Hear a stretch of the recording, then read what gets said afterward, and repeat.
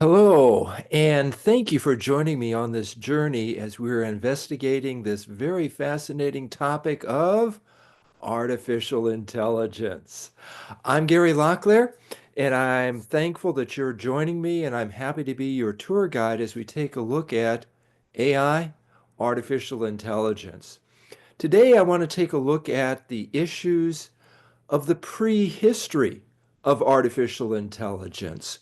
Where did this idea come from? If AI is human beings, our attempts to fashion intelligent entities, now today we talk about autonomous computer systems acting with plan and purpose, but in general, artificial intelligence, artificial, humans, and our attempt to fashion intelligent entities. Where did it come from? What is the origin of this idea?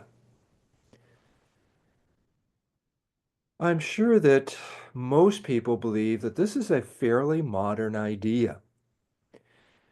The current resurgence of artificial intelligence, for most people's mind, happened right here in the third decade of the 21st century. 2022 is when ChatGPT burst upon the scene. And I'm sure most folks would connect it to computer systems. Well, it must have something to do with computers, and they began sometime in the 20th century.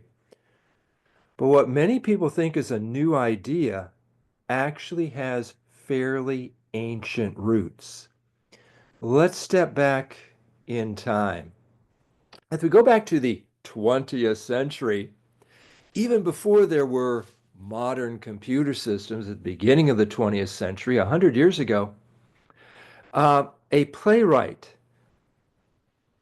I'm trying to find his name here right now, Carol Kapik, published in 1920 a play. And this play was first performed in 1921 or 1922. Usually went by the abbreviation RUR, Rossum's Universal Robots. Robot. Ah. Now, this is from a modern incarnation of that. The original play was not quite as fancy as that. But many people look at Capek as the inventor of the word robot, derived from a Czechoslovakian word related to forced labor. In the play, the scientist Rossum discovers the secret of creating human-like machines. There they are right there. He establishes a factory to produce and distribute these mechanisms worldwide. Ah, but another scientist decides to make the robots even more human by adding things to them, feelings, etc. And you probably guessed it. After a while, the robots take over the world. Artificial intelligence. Let's step back to the 19th century. Mary Shelley's Frankenstein, her novel, Frankenstein, subtitled The Modern Prometheus. You recall, of course, that Frankenstein is the creator. Sometimes people call him Dr. Frankenstein. I think in the play he was a medical student. Not sure if he was ever, I'm sorry, in the book, he was a medical student. Not sure if he ever got his physician's license or not. Given what he was doing in the middle of the night, probably not. But Frankenstein sets out to artificially create life from death. Frankenstein discovers the secrets of life and death and sets out to animate a creature in his own likeness by assembling pieces and giving the whole the spark of life. Yeah, the book is pretty gruesome. Here's a little quote. The creature tells his maker, remember that I am thy creature. I ought to be thy Adam, but I am rather the fallen angel, whom thou drivest from joy for no misdeed. So the monster here either has no name or some people think he might have named himself Adam. That's interesting, isn't it? Frankenstein, of course, is the maker of it. Prometheus, the Greek god. Oh, Greek? Yes, the Greek god Prometheus is a person who brings fire down to people, and that's supposed to symbolize not just energy, but also technology and technological development. But in some myths of Prometheus, Prometheus is actually credited with creating people from clay. That sounds familiar, doesn't it? Let's step back further in time. This is the 18th century. This is the mechanical Turk. Wolfgang von Keppelin constructed and unveiled this device in 1770. And this is not a real person, this is a mechanical person.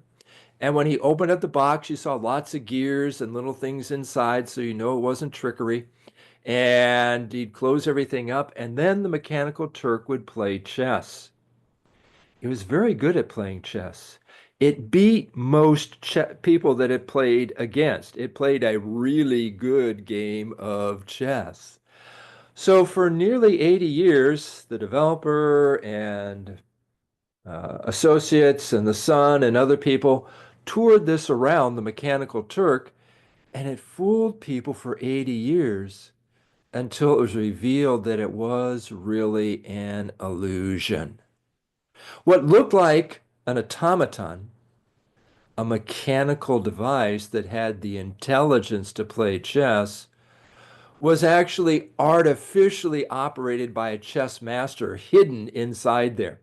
And it was constructed in such a way that when you open doors, you wouldn't see him. And of course, turn around, open another door, and you still wouldn't see the human chess master actually inside. There he is. Ha ha. But this, although a number of people had doubts in the 18th and 19th century, this device fooled a lot of people. Artificial intelligence, an entity that had the intelligence to play chess. Let's step back a couple hundred years now to the mechanical monk, sometimes called the mechanical friar. Let me read this to you from history.com. Oh, the background. In the 1560s, King Philip II of Spain commissioned a clockmaker and inventor, Juanello Turriano, to create a lifelike representation of his dearly beloved Franciscan friar, Diego de Alcala. Later, Saint Diego, and in Spanish, San Diego. Exactly. Here's what History.com says. Turriano's 15-inch tall automaton is powered by a wound spring and uses an assortment of iron cams and levers to move on three small wheels concealed beneath its robe. Artificial feet step up and down. Working together, these elements give the impression of a monk deep in prayer. The robot can walk in a square pattern, mouthing devotionals, nodding its head, occasionally beating its chest with its right arm, kissing a rosary and a cross with its left. And interestingly, this 450-year-old device is still around. I believe it's in the Smithsonian Institution. Pretty amazing. Inside, bunch of levers and things like that. Now, this wasn't meant to fool people necessarily, but you can see that, wow, people would think, boy, this is an intelligent device. Look how it goes around as if it were deep in prayer.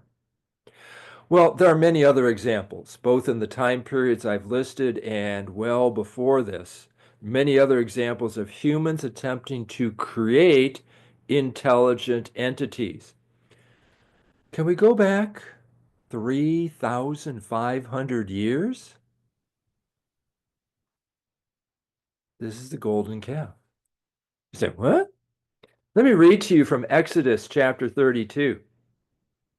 You know the background. The people have done the Exodus out of Egypt, and now they're here at Mount Sinai.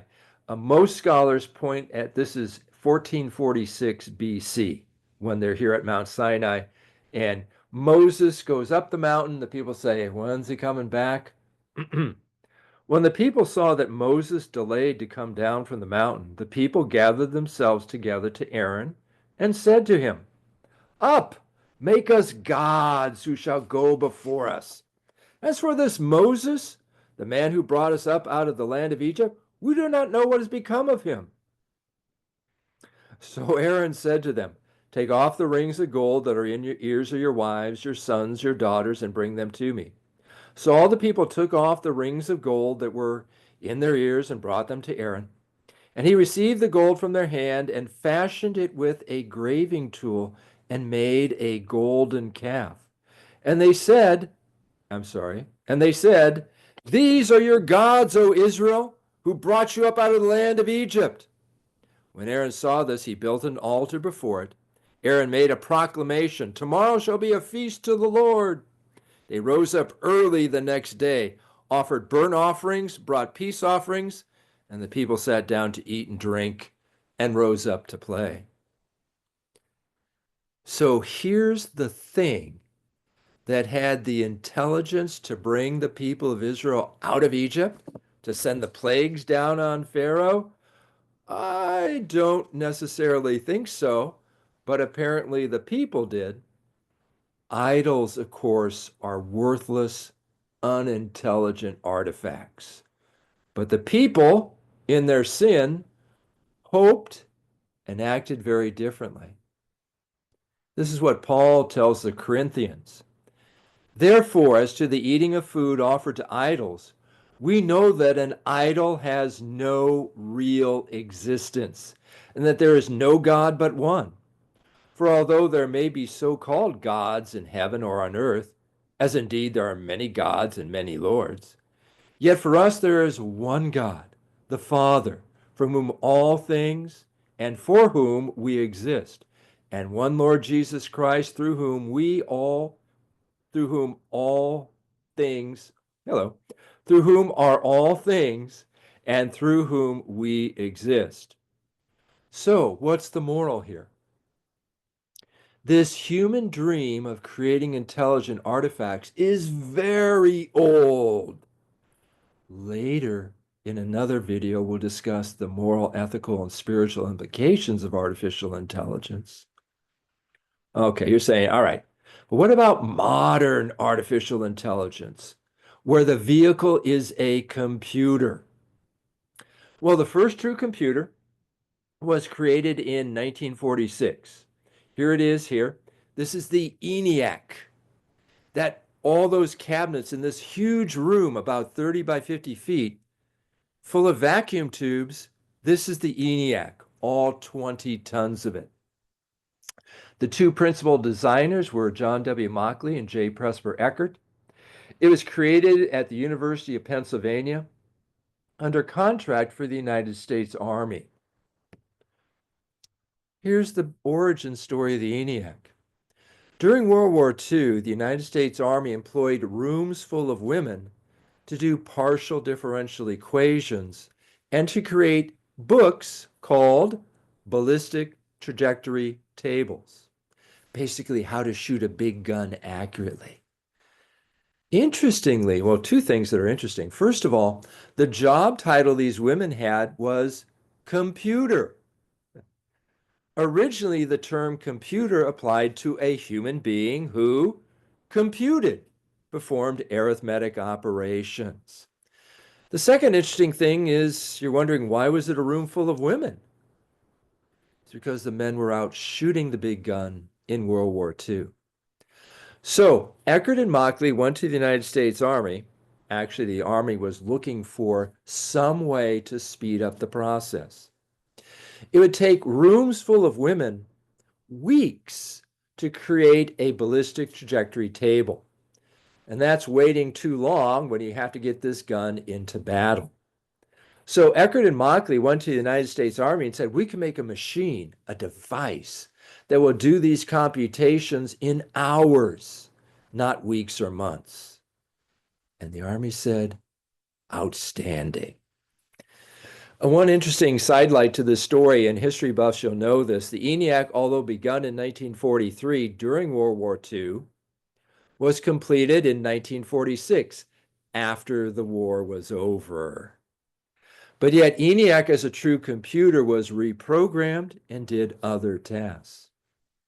Originally, Computers from 1946 for the next 10 years were number crunchers.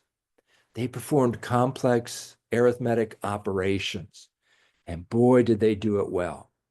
Faster and more accurate than I could do or any other human being could do. Ah. Because of that, computer scientists and others started to wonder, well, computers can compute well. Can they do other things? I mean, after all, people were computing, and now computers are computing. Can they do other things that people can do? 10 years, a mere 10 years after the first true computer, there's a seminal conference at Dartmouth College in New Hampshire. These are the 7 folks that are there. Originally, they were hoping to have 10. I believe this is the folks that were really there. Some names that make sense if you know anything about history or artificial intelligence: John MacArthur, Marvin Minsky, Nathaniel Rochester, and Claude Shannon. Here was their idea. I want to read to you their proposal. We propose that a 2-month, 10-person study of artificial intelligence be carried out during the summer of 1956 at Dartmouth College in Hanover, New Hampshire. The study is to proceed on the basis of the conjecture that every aspect of learning or any other feature of intelligence can in principle be so precisely described that a machine can be made to simulate it.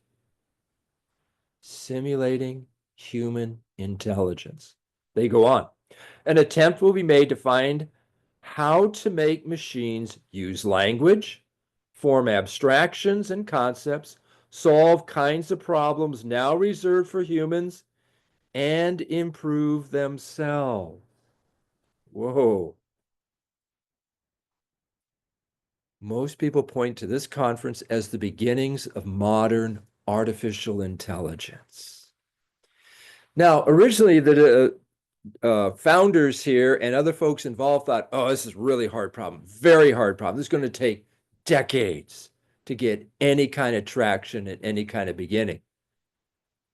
But they were wrong. As it turned out, there were a number of early successes, beginning in the late 50s and early 1960s. In that time frame, yeah, that device is a computer, by the way, much less powerful than the computer in your phone. And that's a checkers board. A checkers playing computer was developed that could play pretty well. As a matter of fact, it could often beat human beings. Now think about this. Checkers is a unique human activity. If you go to the zoo and look at the orangutan cage, you will not find great apes, orangs, gorillas, etc., playing games of strategy like checkers. Only human beings do this. Human beings are intelligent. And now we have a machine that can play checkers to the point that could actually beat people now and then. What do you suppose the popular reaction was? Wow, that machine is intelligent. And indeed, it is exhibiting or simulating intelligence in a very specific area. Another early success was created by a computer scientist who's also a clinical psychologist, and that was Joseph Weizenbaum. Joseph Weizenbaum created a program called ELIZA. ELIZA is what today we call a chatbot. It was the likely earliest chatbot. And Weizenbaum created this to see what would be the limits. Would people actually interact with a device? He created this to be a classic Rogerian psychotherapist, the shrink on the couch. Let me show you an example of a conversation I had with the original Eliza at one time. My statement is in black. Eliza's response is in blue. I said, I am lonely. Eliza said, how long have you been lonely? I replied, for as long as I can remember. Eliza continued, can you elaborate on that? I typed, my mother hates me. By the way, that's a lie. Eliza responded, "Who else in your family hates you?" "Everyone does." "Surely not everyone." Now, when you look at this, wow, that seems like it's a fairly intelligent conversation. And many people interacted with Eliza and thought the same thing. And this actually scared the creator, Weizenbaum. He was actually a little hesitant about moving forward with this, seeing how people wanted to interact with the machine. Now, what's happening behind the scenes here? This is no level of intelligence, but it is a good computer science application. This is the application of logical processing using comparisons. When I typed in "I am lonely," uh, Eliza doesn't know what lonely or anything else is. It just recognized this as a state of being after "I am." If I said "I am hungry," it would have responded, "How long have you been hungry?" "How long have you been lonely?" When I type in something it really can't parse or figure out what I'm saying, then it just has a number of standard responses. Go on, tell me more.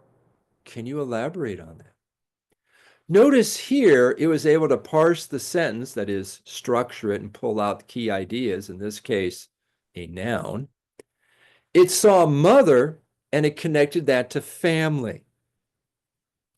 Who else in your family hates you? When I use the universal quantifier everyone, just like my mother, Eliza said, "Surely not everyone." Wow, this seems intelligent, doesn't it? It is, I don't want to say it's a trick, but it's a good application of the power of a computer to not only compute quickly, but then to compare and to select outcomes. We call that logical processing. Cool. Whoa, after these early successes, people thought, you know what? The sky's the limit. Before we see the sky's the limit, though, can I just share this with you? I believe that computers have always given the appearance of intelligence. Even a computer that doesn't claim to be AI, and today no computer would claim not to be AI, right? All computers appear intelligent. Why? The processing speed of arithmetic operations and the decision-making ability of logical operations. As an example, imagine I was going to purchase an automobile. I wanted to buy a 2019 ZR1 Corvette. My wife said, "No, it's okay. I can't afford it either." Because they go for about $125,000. So imagine if I was thinking to myself, okay, I got to borrow $125,000, 5% interest, 4 years. I turn to my wife and I say, "I wonder what my monthly payments would be." If my wife could instantaneously say $2,900.35, I'd say, "Wow, you are smart." Well, as a matter of fact, my wife is extremely intelligent, but I don't think she can compute future value of money that quickly just in her head. But this is the kind of things computers do all the time. I'm sure none of you, if you wanted to take out a loan, would go get a pencil, paper, and pull out a 10th grade business book and figure out how to compute payments. You'd use an app. You'd go online. You'd type in and you'd get the answer instantaneously. That is absolutely the appearance of intelligence. The speed and logical operations of computers certainly make them appear intelligent. So what happens? By the 1970s and early 1980s, there were high hopes for artificial intelligence. This was the first AI boom. This is computer scientist Claude Shannon. He was one of those at that initial conference, and he made a prediction in the early 1970s. He said, within 15 years, we will all have robot servants. Some of you may recognize this is the robot named B9 in the Lost in Space television series from the 1960s. That's right. B9 was an artificially intelligent device. It not only had superhuman strength and it could zap the bad guy with its lightning bolts or whatever it used, but it was smart enough to have a conversation with you about the stock market over dinner. Okay. Did this happen, by the way? Did you grow up with a robot servant? You did not. So, what happened? Well, most folks refer to this time frame, approximately 70s, 80s, 90s, something like that, as AI winter. You take a look at this timeline, you could see 1964, Joseph Weizenbaum, all these early things, and nothing until the end of the 20th century, and then a big boom about right here. AI winter. Folks are working very hard in trying to create artificial intelligence in computer systems, but they discovered it's a very hard problem. Scientists use the word intractable, very hard and difficult problem. One of the problems they encountered in this time frame was, how do I give a computer common sense? Yeah, that was a tough one. Let me give you two examples of AI systems that were interrogated in this time frame and did something silly. There was an AI system that was supposed to be a general AI system. It knew everything about anything, sort of like the Chat GPT of today. And at its public unveiling, the designers asked the press to come and they said, okay, ask it anything you want. So they asked all kinds of questions. One person asked, tell me what Abraham Lincoln was doing in 1863. And the computer spit out Abraham Lincoln, 16th President of the United States. In January, he was in Antietam. In February, he was in Gettysburg. In March, he was in. It knew everything that Abraham Lincoln was doing in 1863. Now, remember, this is before the web. And people said, wow, that thing is smart. And then another reporter, who I assume was a smart aleck, asked this question. In 1863, where was Abraham Lincoln's left foot? The machine didn't know. The AI did not know what any 2-year-old knows. Wherever you go, so too does your left foot, barring catastrophe. This is common sense. Another famous example was a robot that had a mechanical arm that was tasked with building a tower. They didn't tell it how to build the tower. They just demonstrated building towers, had it watch with its camera, and then try to recreate it. So once they showed it, then it started, and the mechanical hand would pick up a block out of the pile, put it about here, and let go. It dropped to the ground. Pick up another one, but drop to the. So it had this big pile of blocks at the bottom. And the researchers said, what is this thing doing? What they discovered is it was building a tower from the top down. It did not know what any 2-year-old knows, gravity. You can't put a block here, let go, and have it stay there. In later videos, we'll discuss what got us out of AI winter, and we'll get into depth for some of these things that are happening. But for much of the 20th century, there wasn't a whole lot going on with AI other than just researchers trying to figure out what is happening here. At the very end, there was an interesting thing. This would be my segue to another video. This is Newsweek. Do you remember when they had actual physical magazines? This is a Newsweek from 1997. The human being you see there is Garry Kasparov, the human reigning chess champion of the 20th century. Notice the headline, Man versus Machine, the rematch. In 1996, Kasparov and a computer played a chess match. Kasparov won, but it got a little dicey. And this is the next year, the rematch. what computers will do next, and the head, the brain's last stand. In 1997, an IBM supercomputer named Deep Blue beat Garry Kasparov. So, for the last 30 years, the best chess playing things on planet Earth have been computers. This freaked many people out. Computers are better at chess than human beings. They're intelligent. They'll take over the world.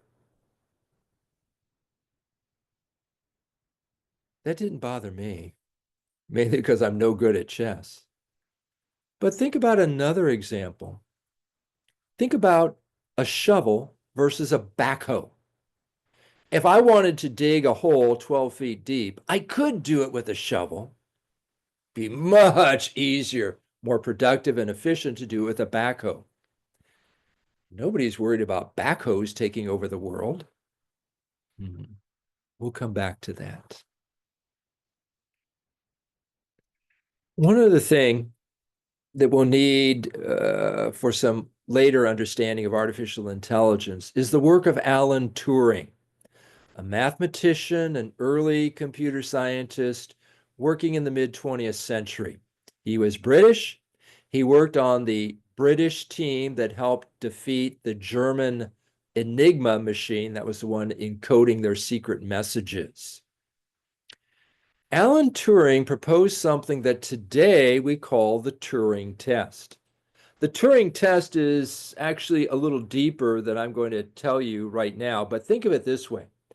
Alan Turing said, if a computer can fool a person into believing it is human, then it has intelligence. Rather than trying to define what intelligence is, we just said, look, if when interacting with a computer, if you can't tell that's a human being or a computer, it's passed the Turing test, it has intelligence. The way the Turing test was originally set up is a human being would be behind there'd be a wall, and you'd be typing, and you wouldn't know. You could type to a human being, or you could type to a computer. So you'd ask questions, and your goal, human, was to try to discover, are you typing with a human or typing with a computer? The Turing test, Alan Turing, about 1950. So, what is artificial intelligence? My simplistic definition is attempts to infuse intelligence into technology. We saw that historically. We see that today with computer systems. Attempts to infuse intelligence into technology. Human attempts to fashion intelligent entities. And of course, today that would be autonomous computer systems acting with plan and purpose. Is AI a tool or is it a terror? Is it scary or is it superb? No technology is neutral. All technology is created with a moral and ethical purpose in mind. Oftentimes people say technology is just a tool, it's just like a hammer, it could be used for good or bad. Well, it can be used for good or bad, and at the same time, it was created either for a good purpose or for a bad purpose. Make no mistake about it. No technology is created in a neutral, values neutral vacuum, to be sure.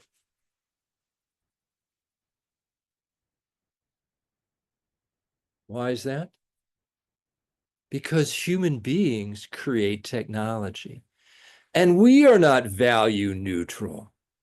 The same human being can be good or bad. Martin Luther described Christians as simultaneously saint and sinner. We have the capacity for great good, the capacity for great evil. And that is reflected in our creations, computers and artificial intelligence. I should point out that even if a piece of technology was created for bad purposes, it can be used by good. Human beings are smart enough to redeem, if I can use that word with technology, to redeem the tech and make it do something good. On the other hand, a good piece of technology can also be used for a bad, morally corrupt, unethical purpose. Do we see this? We do. And that's what makes this whole area confusing. Why was AI created? We're going to have to understand that. To understand, is it good or is it bad? So, how should we approach AI? Well, first of all, I would love your feedback to these things. I'm considering this my first foray into trying to present AI in a meaningful, understandable way. So please let me know. Send me a message, leave a comment. What are your thoughts? What are your questions? Was this understandable? I did not get that. It's till that, etc. Please let me know. How do we approach AI? I'm going to suggest hopeful hesitation. There are many benefits to AI, but we need to understand what it is doing and especially why. We need to know something of the designers and companies behind the hype. That isn't always easy. But God has given us a rational mind to comprehend and a soul to discern what is true, beautiful, and good. Until next time, then, let me leave you with these words from Paul to the church at Corinth. For the word of the cross is folly to those who are perishing, but to us who are being saved, it is the power of God. For it is written, I will destroy the wisdom of the wise, and the discernment of the discerning I will thwart. Where is the one who is wise? Where is the scribe? Where is the debater this age? Has not God made foolish the wisdom of the world? And we'll see how that connects. Thank you so much for joining me. I really appreciate your rapt attention. And again, I really would covet your feedback. Blessings.